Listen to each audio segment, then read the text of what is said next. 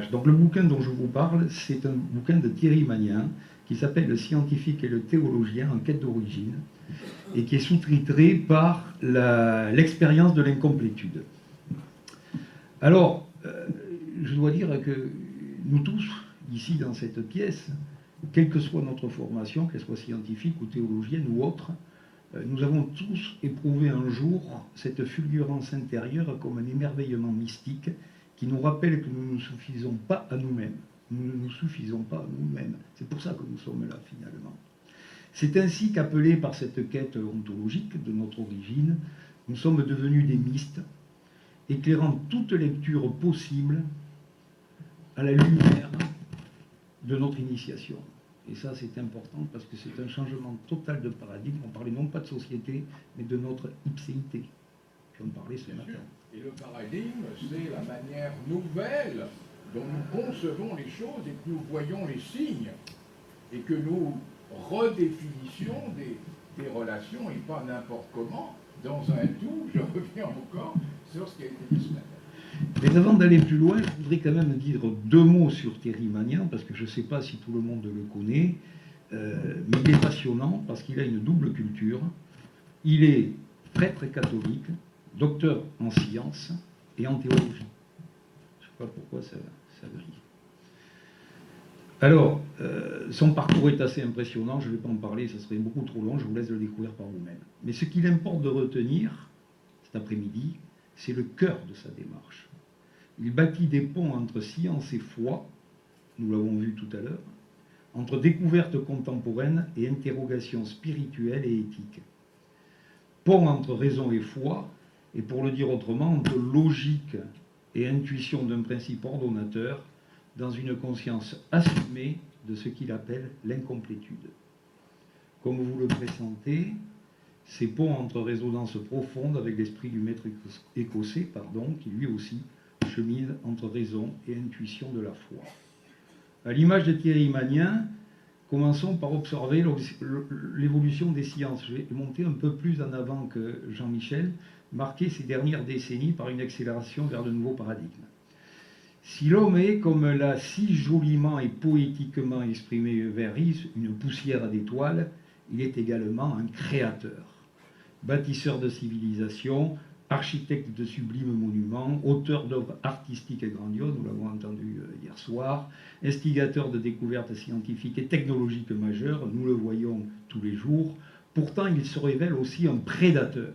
Et l'actualité nous le démontre chaque jour aussi bien de sa propre essence que de son écosystème qui pourtant est essentiel à sa survie. Paradoxe d'une poussière d'étoiles qui semble ne plus vouloir croire en la sienne, mais qui pourtant n'a jamais cessé de chercher son origine. Après avoir craint la nature imaginée comme douée de pouvoirs surnaturels, très vite, Sapiens, grandissant en conscience, voulut approfondir la source de ses origines. D'abord ancré dans les mythes fondateurs qui tentaient de stabiliser son angoisse existentielle, il a progressivement déplacé son regard vers la rationalité, nous l'avons vu, amorçant le passage du mythos au logos. Les présocratiques furent les premiers à dépasser les mythes, posant les bases d'une pensée rationnelle, dont nous avons les conséquences. Portés par l'intelligence, ils s'affranchirent peu à peu des dieux, de serviteurs superficiels des éléments de la nature. L'homme devint être pensant. Le logos est imposé, permettant de conceptualiser un ordre naturel du cosmos découlant de l'existence d'un principe ordonnateur primordial unique. De Thalès à Pythagore, chacun proposa le sien. C'était l'eau pour Thalès, l'air pour Anaximène, l'infini pour Anaximandre, les nombres pour Pythagore. Cette pensée rationnelle rencontra la foi monothéiste à Alexandrie, avant de se fondre bien plus tard en Occident, je précise bien, dans le Moyen-Âge chrétien avec la scolastique qui mit la théologie victorieuse au centre des universités médiévales, que ce soit en Allemagne, en Angleterre ou en France. Les sciences étaient alors regardées comme de simples disciplines, étudiées sous le contrôle vigilant d'une théologie toute puissance dont la rigidité doctrinale confinait souvent à l'immobilisme. Puis vint la Renaissance. La science, rancunière, prit sa revanche, s'appuyant sur l'observation et l'expérimentation. le soleil détrône la terre dans le ciel des certitudes, et le discours théologique perd sa prééminence dans l'explication du monde. Les Lumières au XVIIIe siècle, nous avons parlé également ces 2 jours, renforcent cette émancipation, élevant la raison au rang de principe directeur. Avec le positivisme du XIXe siècle incarné par Laplace ou Comte, la science se pense toute puissante. Puissante, oui. L'évolution selon Darwin bouleverse la vision traditionnelle de l'homme. Dieu semble évincé de la question de l'origine. Il n'a plus trop d'endroits où se cacher, comme ça a été dit. La révolution industrielle va pouvoir triompher. Mais le XXe siècle vient ébranler ce socle rationnel. La relativité, on vient d'en entendre largement à travers l'intervention de Jean-Michel Couvert, et la physique quantique, bouleverse les lois classiques. L'observateur influent l'observé, nous entrons dans un monde d'incertitude et de complexité qui voit voler en éclats le déterminisme. La science ne serait-elle plus ce miroir si parfait du réel? Bien sûr, je ne suis pas un scientifique et serais bien incapable de vous expliquer les phénomènes quantiques. Thierry Magnin, dans son ouvrage, s'y frotte avec une délectation qui n'a d'égal que mon incapacité à suivre ces chemins malaisés. Et c'est avec beaucoup de joie, évitant ainsi de culpabiliser, et peut-être à certains d'entre vous aussi de culpabiliser, que je cite une phrase qui est attribuée à un grand scientifique qui s'appelle Richard Feynman. Je le cite: « Si vous avez compris quelque chose à la théorie quantique, c'est qu'on vous l'a mal expliqué. » C'est vrai. Dans ce contexte si particulier, il est fondamental de saisir l'idée essentielle développée par Thierry Magnin, que je cite. La science classique, c'est tout ce qu'on vient de voir jusqu'à présent, était dominée par l'idée de certitude qui avait un rayonnement majeur, quasiment synonyme de partage de la science divine. Or, l'émergence de la physique quantique et de la thermodynamique du non-équilibre, notamment, marqua l'avènement dans le champ du rationnel des notions d'incertitude, d'incomplétude, d'indécidabilité, notions qui modifient radicalement le statut de la connaissance via la place du sujet connaissant. Il s'agit là d'une véritable mutation de la rationalité scientifique. Thierry Magnin continue: en acceptant de quitter le déterminisme laplacien et l'idée de certitude pour le chaos déterministe et l'imprévisibilité, les scientifiques ont ouvert des possibilités toutes nouvelles au progrès des connaissances et d'un monde, mot fondamental, en devenir. L'univers pour eux n'est pas fait, il est en construction. La réalité décrite par la physique n'est plus indépendante des modalités de la description. Et c'est bien ce que nous a expliqué en détail Jean-Michel dans son intervention. L'homme interagit avec l'objet du réel qu'il étudie, le privant ainsi de toute neutralité. Pourtant, et c'est un constat, la pensée progresse tout en sachant que toujours quelque chose lui échappe, quelque chose qui est de l'ordre de l'origine. Maître écossais, ne sommes-nous pas en quête d'un tout qui toujours nous échappe? Quand nos êtres s'unissent en loge en corps, âme et esprit, ne touchons-nous pas fugacement ce lien invisible entre tous les maçons? Et si cette incomplétude, loin d'être un manque, était notre richesse la plus précieuse? Selon Magnin, cette incomplétude n'est ni une faiblesse ni une impasse, mais une ouverture féconde à l'humilité, à l'altérité et à la transcendance. Le scientifique rejoint alors, par d'autres voies, l'attitude du théologien face au mystère divin. Ce qui rend cette démarche si précieuse, c'est qu'elle refuse la fragmentation du savoir, synonyme de notre époque ultra spécialisée. Il plaide pour un champ narratif holistique dans l'enquête infinie de nos origines. À rebours de l'esprit occidental cartésien, et là c'est très important aussi toujours de préciser que c'est occidental cartésien, dominant, où tout doit être mesuré, justifié, modélisé, je dirais même excellisé, Magnin cherche à réconcilier science et théologie, raison et foi, en les pensant non comme antagonistes, mais comme partenaires. Ainsi, science et théologie peuvent se retrouver en affinité élective, intriquant la raison des sciences dures avec la joyeuse incomplétude de l'intuition de penser au-delà de la pensée vers la foi. Elle s'inscrit parfaitement dans la pensée d'un maître écossais, s'interrogeant sur la puissance ouverture au mystère du connaître. N'est-ce pas là inspirant? Marcher vers la lumière en acceptant de jamais en posséder la totalité. Chercher sans s'approprier, s'interroger sans s'enfermer, unir les contraintes en soi jusqu'à ce qu'ils deviennent en parousie le verbe créateur, celui du Père. Verbe unificateur des tensions à une parole juste, celle est innée non du savoir acquis, mais de l'être transformé. Magnin souligne que la réalité n'est jamais totalement connaissable. Le scientifique quantique sait qu'il ne peut saisir que des interactions, des traces du réel, jamais son essence ultime. Ce constat rejoint la tradition apophatique ou voie négative, chère à la mystique chrétienne et familière à l'esprit écossais. On commence par définir ce que l'objet d'étude n'est pas. Prenons l'exemple du concept de Dieu comme Père. L'approche apophatique transcende notre compréhension humaine de la notion de paternité telle que nous la concevons dans un monde profane. En effet, ces représentations profanes sont étroites, ne représentent que les ombres du Père. La voie négative ouvre les portes d'un niveau de compréhension supérieur plus proche, par exemple des archétypes platoniciens. Selon Thierry Magnin, cette approche remplit deux fonctions essentielles. D'une part, elle permet une purification du langage utilisé pour exprimer Dieu. D'autre part, elle nous confronte à l'expérience de l'incomplétude théologique. Cette perspective souligne que la recherche du mystère des origines implique une relation personnelle de l'homme avec sa quête, en l'occurrence Dieu, lui empêchant toute neutralité, comme nous l'avons vu à l'image du principe d'incomplétude en physique quantique, où l'observateur influence ce qu'il observe. C'est ainsi que l'on peut dire que Dieu est à la mesure de celui qui le pense. Dans sa réflexion, Magnin convoque de grands penseurs qui, chacun à leur manière, ont exploré les limites de la connaissance humaine et l'ouverture au mystère. De Pascal qui, avec son pari, plonge l'homme dans le vertige d'un choix sans certitude, à Thomas d'Aquin, patiemment un pont entre foi et raison, en parlant par Nicolas de Chius. Alors j'ai jamais su si on disait Nicolas de Chius, je ne sais pas le prononcer. On dit les deux, ça me va très bien. Et je ne parlerai pas du non-être, mais de la docte ignorance. Alors tu dis le cousin, voilà. Le cousin, ça fait très chic.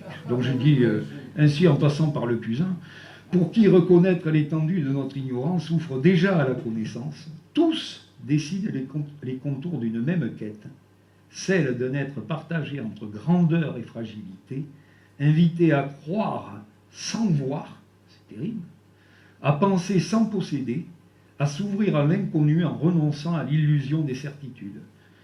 Une démarche que prolonge en silence la voix du maître écossais. Plus proche de nous, Bernard d'Espagna, physicien et philosophe, introduit la notion de réel voilé. La science ne donne pas accès à l'essence des choses, mais à leur manifestation, toujours partielle, toujours filtrée par notre position d'observateur, faisant partie du réel observé.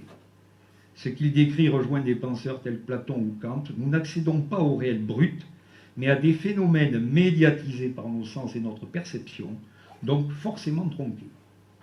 Magnin s'appuie également sur les travaux de Stéphane Lupasco, qui remet en question le principe du tiers exclu cher à Aristote. La logique classique dit « une chose est vraie ou fausse », jamais les deux. Mais face à la complexité du réel que nous découvrons chaque jour à travers les sciences, et plus encore à celle du quantique, cette logique binaire ne suffit plus. Lupasco propose une logique du tiers inclus, où les contraires ne s'annulent pas, mais coexistent en tension dans une dynamique positive. Dans cette perspective, science et théologie ne sont pas en opposition frontale, mais s'inscrivent dans un dialogue fécond où l'un enrichit la compréhension de l'essence de l'autre.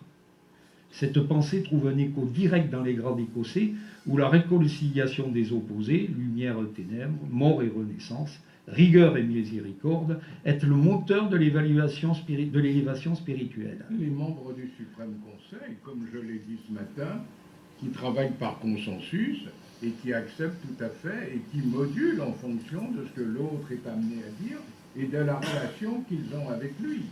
Et je pense que ce que tu viens de dire est résumé dans la phrase suivante. L'harmonie universelle universel résulte de l'équilibre engendré par l'analogie subtile de l'union des contraires. Mais avoue que c'est plus difficile à comprendre. Je crois que c'est dans un rituel. En plus. Mais quelquefois, le rituel n'est pas facile à comprendre. C'est pour ça qu'il y a 2 lectures du rituel.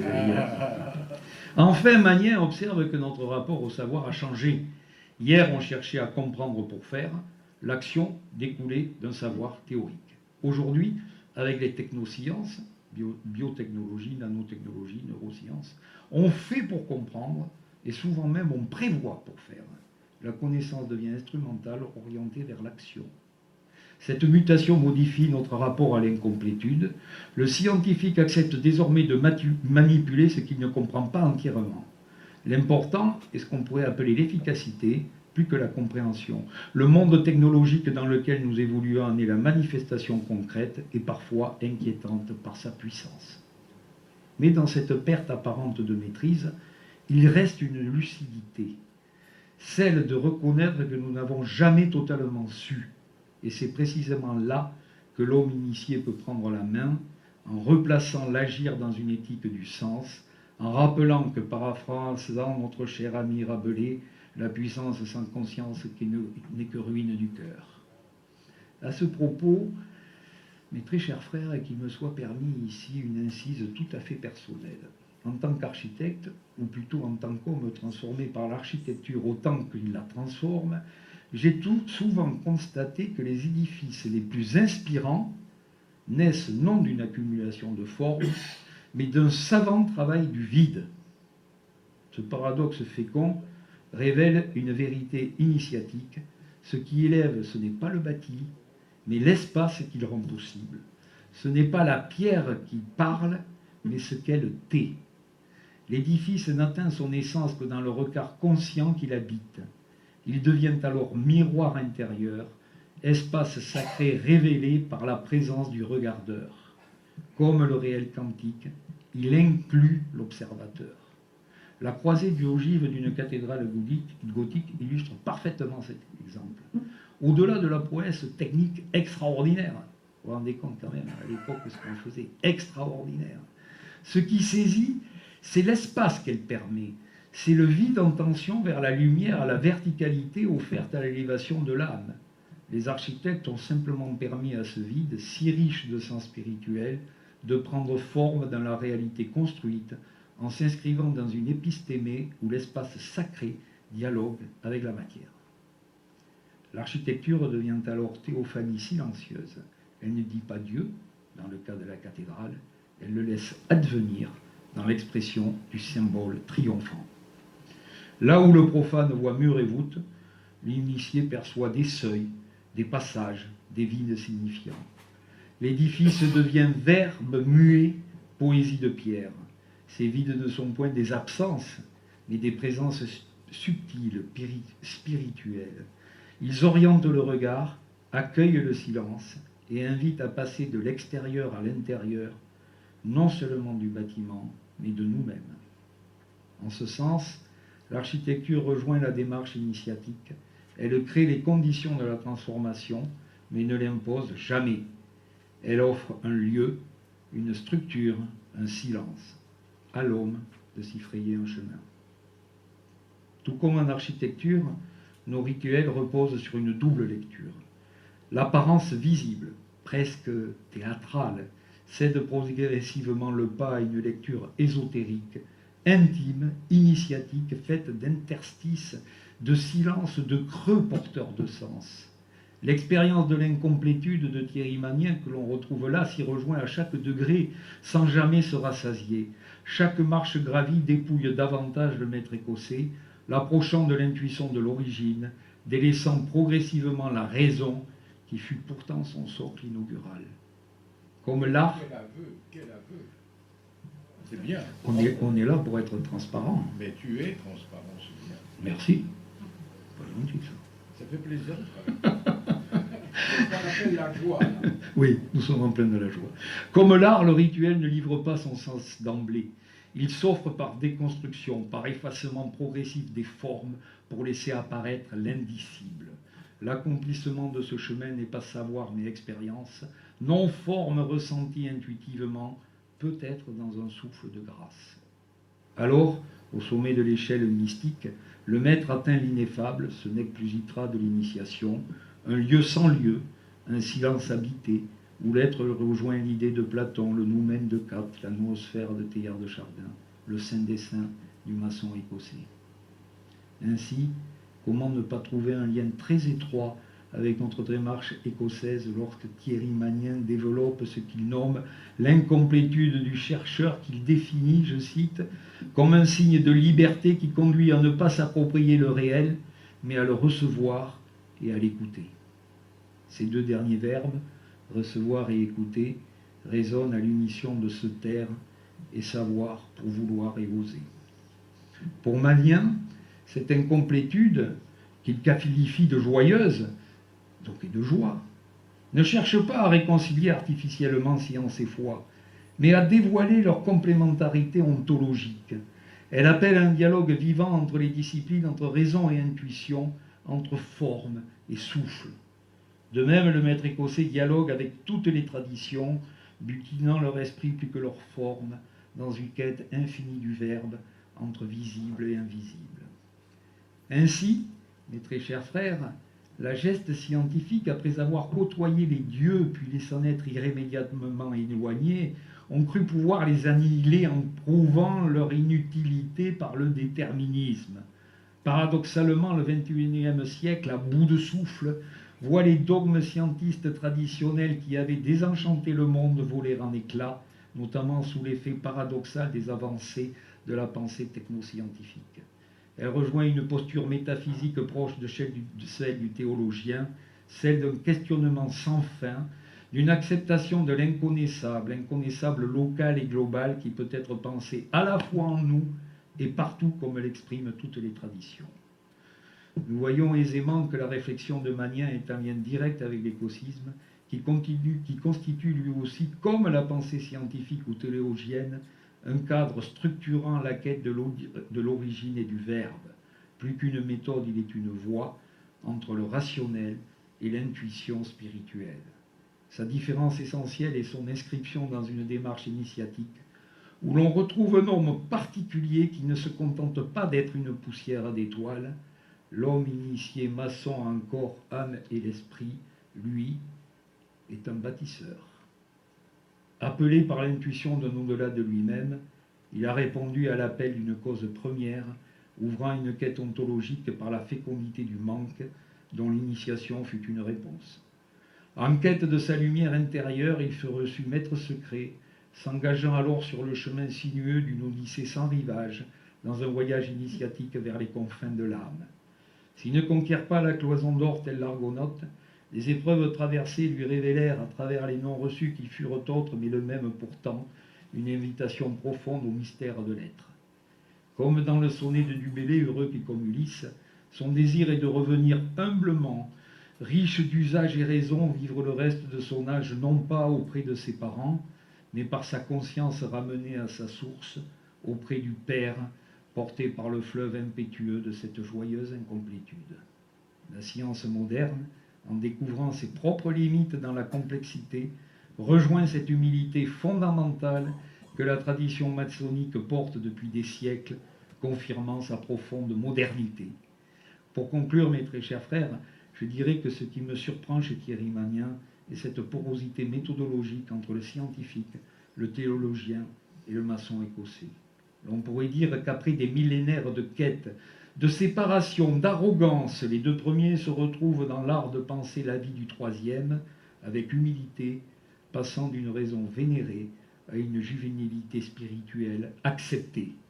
Cette posture, loin d'être une impasse, devient un moteur de progrès et de transformation intérieure, plaçant le cherchant au cœur d'un processus dynamique où le visible et l'invisible, le rationnel et l'intuitif s'entrelacent pour former une compréhension toujours en mouvement qui fait l'honneur et le bonheur du cherchant écossais. J'ai dit.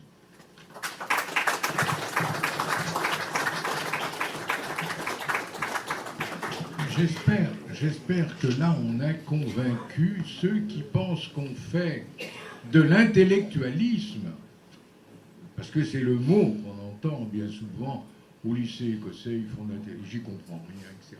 Alors qu'en fait, tu viens nous expliquer clairement une phrase du rituel que je ne comprenais pas bien. Je ne plaisante pas, tu l'as éclairé, qui est celle de dire au 4e degré, qui est de dire il est plus facile de faire que de comprendre. Eh oui, avouez que c'est pas facile de comprendre totalement quel est le sens à mettre derrière. Ça montre qu'on n'est pas loin du rituel. Ça montre qu'en définitive, cette nouvelle forme de pensée appelée par notre frère, il a raison, ce qu'on appelle un nouveau paradigme, tout simplement, une nouvelle manière de penser. Nous avons tous les ingrédients pour y rentrer. D'autre part, j'ai cru comprendre qu'au 4e degré, nous recherchons la vérité. C'est ça, en définitive, la recherche de la connaissance. C'est rechercher la vérité. Mais il est vrai qu'elle est de différentes facettes, et nous savons que nous la retrouverons jamais. Ce côté d'incomplétude est tout à fait fondamental. Nous avons des analogies, je ne dis pas pour autant, mais ça veut dire qu'il y a surtout dans l'élaboration de ce que nous ferons, parce qu'il a été dit que nous construisons notre monde, tout cela. Et c'est très clair, pas seulement les scientifiques, pas simplement avec l'intelligence artificielle, pas simplement avec ce que les médias obligatoirement nous présentent comme des scoops, et n'en reparlent plus d'ailleurs le lendemain. Au contraire, ce qui est important, c'est le monde que nous sommes en train de construire. À cette époque-là, Laplace, dont tu as parlé, dit, en répondant à la question « Mais où est-ce que vous mettez Dieu ?» Il répond « Dieu n'est pas dans l'équation. » Or, on apprend là que, et de loin, toute sa théorie laplacienne, et de loin permet d'aller vers de nouveau. Il n'en avait pas lui-même l'association, il a répondu à Napoléon, simplement. Ceci étant, nous avons donc des outils, et c'est ça qui est important. Nous avons un cadre, et pour bien montrer, je le répète, pour bien montrer que nous avons une cohérence depuis ce matin, le cadre, nous avons voulu qu'il soit bien forgé, de manière justement à nous laisser, car il y a un grand mot, je ne sais pas ce que Gérard éventuellement en pense, c'est le mot de liberté, d'émancipation. Nous avons à construire la co-construction du réel. Et là, les francs-maçons se doivent totalement y participer, et non pas se retrouver vers une vision qui serait anachronique, pour ne pas dire réactionnaire. Nous avons là à avoir des idées qui sont des idées qui promeuvent chacun d'entre nous, que nous soyons dans le domaine des sciences, de la construction, de la physique, de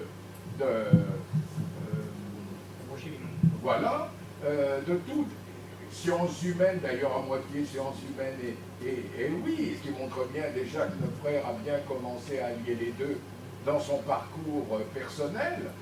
Mais ce qu'on a besoin, c'est que ces différents frères, et vous-même, chacun, nous intégrions dans nos processus, en quelque sorte, un tout petit peu de ces choses-là, avec une certaine